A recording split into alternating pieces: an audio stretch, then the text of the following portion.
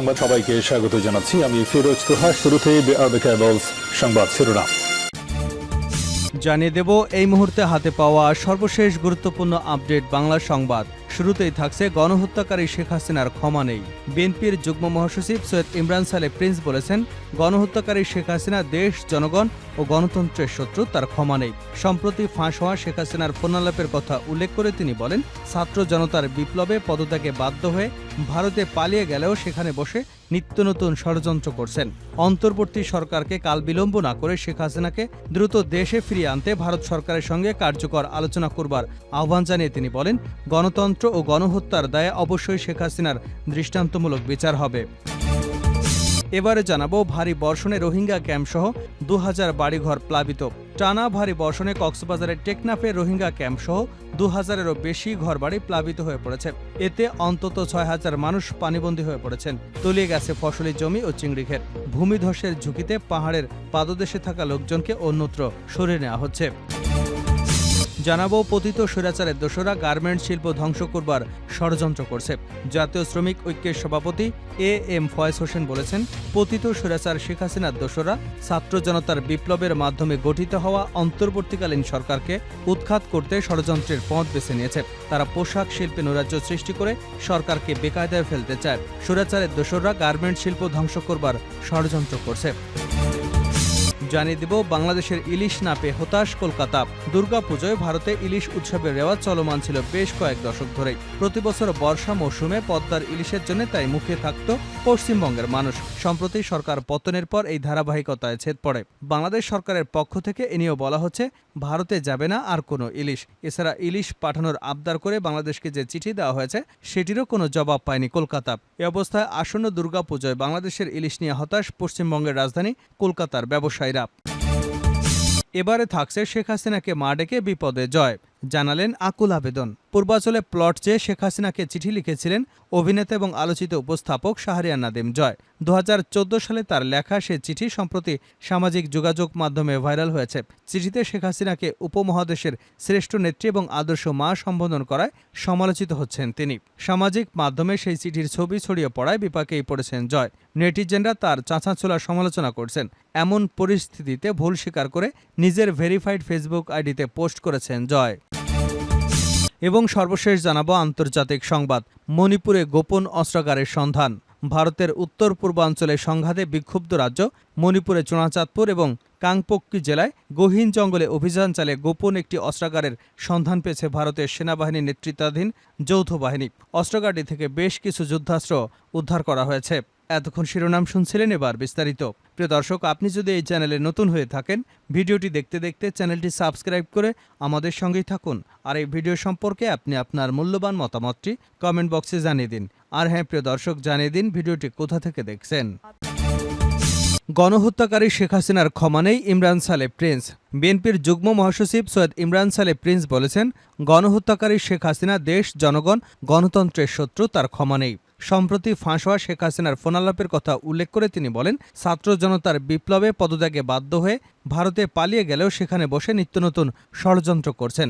অন্তর্বর্তী সরকারকে কাল বিলম্ব না করে শেখ হাসিনাকে দ্রুত দেশে ফিরিয়ে এনে ভারত সরকারের সঙ্গে কার্যকর আলোচনা করবার আহ্বান জানিয়েছেন তিনি। গণতন্ত্র ও গণহত্যার দায় অবশ্যই শেখ হাসিনার দৃষ্টান্তমূলক বিচার হতে হবে। শুক্রবার সন্ধ্যায় ময়মনসিংহের হালুয়াঘাটে উপজেলা ও পৌর বিএনপি এবং অঙ্গ ও সহযোগী সংগঠনের যৌথ সমন্বয় সভায় প্রধান অতিথির বক্তব্যে এসব কথা বলেন তিনি।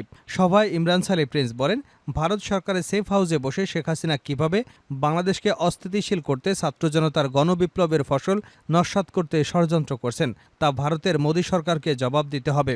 এর দায় অবশ্যই ভারতের মোদী সরকারকে নিতে হবে। তিনি বলেন, ভারত সরকার তাকে কোন স্ট্যাটাসে কোথায় রেখেছে তা প্রকাশ্যে বলতে হবে। উল্লেখ করে তিনি বলেন, দ্রুত বাংলাদেশে ফেরত পাঠাতে হবে। এ বিষয়ে অন্তর্বর্তী সরকারকে দ্রুত ব্যবস্থা নিতে হবে। শেখ হাসিনার ষড়যন্ত্রকে সমূলে নস্যাৎ করতে হবে। শেখ হাসিনা তার অবৈধ শাসন আমলে দুর্নীতি, লুটপাট, নিষ্ঠুর দমনপীড়ন চালিয়ে গণতন্ত্র হত্যা করে গণশত্রুতে পরিণত হয়েছে। উল্লেখ করে ইমরান সালেহ প্রিন্স আরও বলেন, গণবিদ্রোহে শেখ হাসিনা পদত্যাগ করে পালিয়ে গেলেও এখনও প্রধানমন্ত্রী দাবি করা রাষ্ট্রদ্রোহিতার সামিল। ক্ষমতা লিপ্সায় শেখ হাসিনা নিজের পাশাপাশি দেশকে ধ্বংস করেছেন। এখন দেশকে অস্থিতিশীল করতে রাষ্ট্রের বিরুদ্ধে ষড়যন্ত্র করছেন। সভায় অবশেষে ইমরান সালেহ প্রিন্স বলেন, আন্তর্জাতিক গণতন্ত্র দিবসে শেখ হাসিনা এবং আওয়ামী লীগের হরণ করা গণতন্ত্র এদেশের মালিকানা জনগণের কাছে ফিরিয়ে দিতে অঙ্গীকারবদ্ধ হবে। বিএনপি ও অঙ্গ সহযোগী সংগঠনের নেতাকর্মী, সমর্থক, শুভানুধ্যায়ী এবং জনসাধারণের প্রতি গণতন্ত্র ফিরিয়ে আনার সংগ্রাম অব্যাহত রাখার আহ্বান জানান। ভারী বর্ষণে রোহিঙ্গা ক্যাম্পসহ ২০০০ ঘরবাড়ি প্লাবিত। টানা ভারী বর্ষণে কক্সবাজারের টেকনাফে রোহিঙ্গা ক্যাম্পসহ ২০০০-এরও বেশি ঘরবাড়ি প্লাবিত হয়ে গেছে।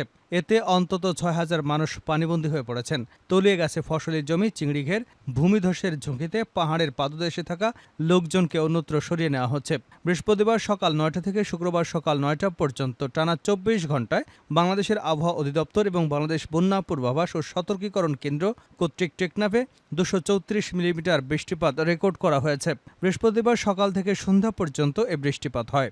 স্থানীয় জনপ্রতিনিধিরা জানান, টেকনাফ পৌরসভা, সাবারং, হোয়াইকং, হিনলা ও সদর ইউনিয়নের বসবাসকারী ৮০০ পরিবারের মানুষ পানিবন্দী হয়ে পড়েছেন। এছাড়া টেকনাফের লেদা, জাদিমুড়া এবং আলীখালী ক্যাম্পে ৭০০ ঘর ডুবে গেছে। টেকনাফ উপজেলা নির্বাহী কর্মকর্তা মোহাম্মদ আদনান চৌধুরী বলেন, আমরা খোঁজখবর নিচ্ছি।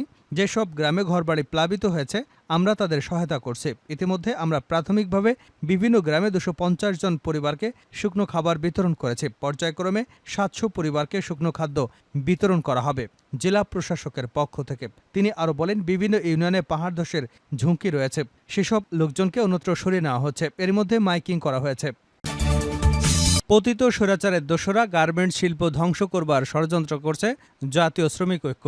জাতীয় শ্রমিক ঐক্যের সভাপতি এম ফয়েজ উদ্দিন বলেছেন, পতিত স্বৈরাচার শেখ হাসিনার দোসরা ছাত্র জনতার বিপ্লবের মাধ্যমে গঠিত হওয়া অন্তর্বর্তীকালীন সরকারকে উৎখাত করতে ষড়যন্ত্রের পথ বেছে নিয়েছে, যারা পোশাক শিল্পে নৈরাজ্য সৃষ্টি করে সরকারকে বেকায়দায় ফেলতে চায়। স্বৈরাচারের দোসরা গার্মেন্টস শিল্পকে ধ্বংস করার ষড়যন্ত্র করছে। শুক্রবার জাতীয় প্রেস ক্লাবের সামনে জাতীয় শ্রমিক ঐক্যের উদ্যোগে পোশাক শিল্পের চলমান অস্থিরতা, পরিকল্পিত নৈরাজ্য সৃষ্টি, ধ্বংসাত্মক কার্যক্রম ও পোশাক শিল্প ষড়যন্ত্রের বিরুদ্ধে প্রতিবাদ এবং দুষ্কৃতিকারীদের গ্রেপ্তারের দাবিতে আয়োজিত শ্রমিক সমাবেশে সভাপতির বক্তব্যে তিনি এসব কথা বলেন। ফয়েজ হোসেন বলেন, গার্মেন্টস মালিকদের একটি বড় অংশ স্বৈরাচার সরকারের দোসর। তারা বিগত ১৫ বছরে গার্মেন্টস শ্রমিকদের দিয়ে নানা রকমের খেলা খেলেছে। জীবিকা বাঁচানোর জন্য শ্রমিকরা তাদের কথা শুনতে বাধ্য হয়েছেন। আজকে গার্মেন্টস মালিকরা শ্রমিকদের দিয়ে আবারও ষড়যন্ত্রের খেলা খেলতে চাচ্ছে। চলমান নৈরাজ্য তাদের নতুন ষড়যন্ত্রের অংশ। এই ষড়যন্ত্রের মাধ্যমে অন্তর্বর্তীকালীন সরকারকে বিপদে ফেলার অপচেষ্টা করছে। জাতীয় শ্রমিক ঐক্য কোনো নৈরাজ্য আশ্রয় প্রশ্রয় দিবে না। তিনি বলেন, আমরা দেখতে পাচ্ছি দেশের কলকারখানা ভারতীয় মালিকরা কিনে নিচ্ছে। তারা এদেশের গার্মেন্টস শিল্পকে তাদের দেশে নিয়ে যাবার অপচেষ্টা করছে। তাদের সাথে স্বৈরাচার সরকারের দোসরদের সম্পর্ক আছে। আমাদের দেশপ্রেমিক শ্রমিকরা আন্দোলন সংগ্রাম করে ন্যায্য মজুরির জন্য। তারা কারখানা বন্ধ করা বা ভাঙচুর, জ্বালিয়ে পুড়িয়ে দেবার আন্দোলন করে না। আমাদের শ্রমিকরা সুশৃঙ্খল। তারা ৮ ঘন্টার জায়গায় ১২ ঘন্টা কাজ করে। তারা শ্রম দেয় কারখানা ধ্বংসের জন্য নয়। আমরা স্পষ্ট করে জানিয়ে দিচ্ছি, আর একটি কারখানায় যদি নৈরাজ্য সৃষ্টি করা হয় তাহলে আমরা কঠোরভাবে দমন করব। বাংলাদেশের ইলিশ না পেয়ে হতাশ কলকাতা। দুর্গাপুজোয় ভারতের ইলিশ উৎসবের রেওয়াজ চলমান ছিল বেশ কয়েক দশক ধরেই। প্রতিবছর বর্ষা মৌসুমে পদ্মার ইলিশের জন্য তাই মুখিয়ে থাকত পশ্চিমবঙ্গের মানুষ। সম্প্রতি সরকার পতনের পর এর ধারাবাহিকতায় ছেদ পড়ে। বাংলাদেশ সরকারের পক্ষ থেকে এ নিয়ে বলা হচ্ছে, ভারতে যাবে না আর কোনো ইলিশ। এছাড়া ইলিশ পাঠানোর আবদার করে বাংলাদেশকে যে চিঠি দেওয়া হয় সেটিরও জবাব পায়নি কলকাতা। এ অবস্থায় আসন্ন দুর্গাপূজায় বাংলাদেশের ইলিশ নিয়ে হতাশ পশ্চিমবঙ্গের রাজধানী কলকাতার ব্যবসায়ীরা। কলকাতার সংবাদ মাধ্যমে বলা হয়, হাসিনা সরকারের পতনের পর বাংলাদেশের রাজনৈতিক আবহে পরিবর্তন এসেছে। বদলেছে ভারত বাংলাদেশের সীমান্ত ভিত্তিক আমদানি রপ্তানির ছবি। প্রতিবছর পুজোর সময় ইলিশ আসে বাংলাদেশ থেকে। উপহার হিসেবে বাংলাদেশ থেকে ইলিশ যেত ভারতে। ফিশ ইম্পোর্টার্স অ্যাসোসিয়েশনের পক্ষ থেকে জানানো হয়েছে, পদ্মার ইলিশ এবার আদৌ আসবে কিনা তা নিয়ে সন্দেহ রয়েছে। তবে পদ্মার ইলিশ পাতে নেবার সুযোগ নাও হতে পারে ভেবেই হতাশ কলকাতাবাসী। এদিকে বাংলাদেশে কিছু অসাধু ব্যবসায়ী ভারতে ইলিশ পাচারের চেষ্টা করছে। সীমান্তরক্ষী বাহিনী, বিজিবির কঠোর অবস্থানে এসব চোরাচালান ভেস্তে যাচ্ছে। শুক্রবার সকালে এক সংবাদ বিজ্ঞপ্তির মাধ্যমে বিজিবির কুমিল্লা সেক্টরের ৬০ ব্যাটালিয়ন জানিয়েছে, অবৈধভাবে ভারতে পাচারের সময় কুমিল্লায় ৪৪০ কেজি ইলিশ জব্দ করেছে বর্ডার গার্ড বাংলাদেশ। বৃহস্পতিবার রাতে ভারত বাংলাদেশ সীমান্তের কুমিল্লার ব্রাহ্মণপাড়া উপজেলার শশীদল এলাকায় মনোকরা নামক স্থান থেকে ইলিশগুলো জব্দ করা হয়। এছাড়া সুনামগঞ্জের দোয়ারাবাজার সীমান্ত থেকে ভারতে পাচারের সময় ২৭৫ কেজি ইলিশ আটক করেছে বর্ডার গার্ড বাংলাদেশ। শেষ করছে আন্তর্জাতিক সংবাদ দিয়ে। মণিপুরে গোপন অস্ত্রাগারের সন্ধান। ভারতের উত্তর পূর্বাঞ্চলের সংঘাত বিক্ষুব্ধ রাজ্য মণিপুরের চুনাচাঁদপুর এবং কাংপোকি জেলার গহীন জঙ্গলে অভিযান চালিয়ে গোপন একটি অস্ত্রাগারের সন্ধান পেয়েছে ভারতের সেনাবাহিনীর নেতৃত্বাধীন যৌথ বাহিনী। অস্ত্রাগারটি থেকে বেশ কিছু যুদ্ধাস্ত্র উদ্ধার করা হয়েছে। শুক্রবার সেনাবাহিনীর জনসংযোগ দপ্তর থেকে দেওয়া এক বিবৃতিতে নিশ্চিত করা হয়েছে এ তথ্য। বিবৃতিতে বলা হয়েছে, ভারতীয় সেনাবাহিনী, মণিপুর পুলিশ, কেন্দ্রীয় elite force, central reserve police force এবং সীমান্তরক্ষী বাহিনীর সদস্যদের সমন্বয়ে যৌথ বাহিনীর গত 48 ঘণ্টার অভিযানে চুনাচাঁদপুর এবং কাংপোকপি জুড়ে বিস্তৃত গহীন জঙ্গলে একটি গোপন অস্ত্রাগার থেকে বেশ কিছু যুদ্ধাস্ত্র গোলাবারুদ উদ্ধার করা হয়েছে। এসব জব্দ করা অস্ত্র গোলাবারুদ মণিপুর পুলিশের হেফাজতে রয়েছে। ইতিমধ্যে এ বিষয়ে তদন্ত শুরু করেছে পুলিশ। এদিকে মণিপুরের 5 উপত্যকা জেলায় ব্রডব্যান্ড ইন্টারনেট পুনরায় চালু হয়েছে। রাজধানীর ইম্ফলের শিক্ষার্থীদের বিক্ষোভের জেরে ইন্টারনেট পরিষেবা বন্ধ করে দেওয়া 3 দিন পর সেখানে এই পরিষেবা ফের চালু করা হয়েছে। তবে মোবাইল ডেটা এখনও বন্ধ রয়েছে।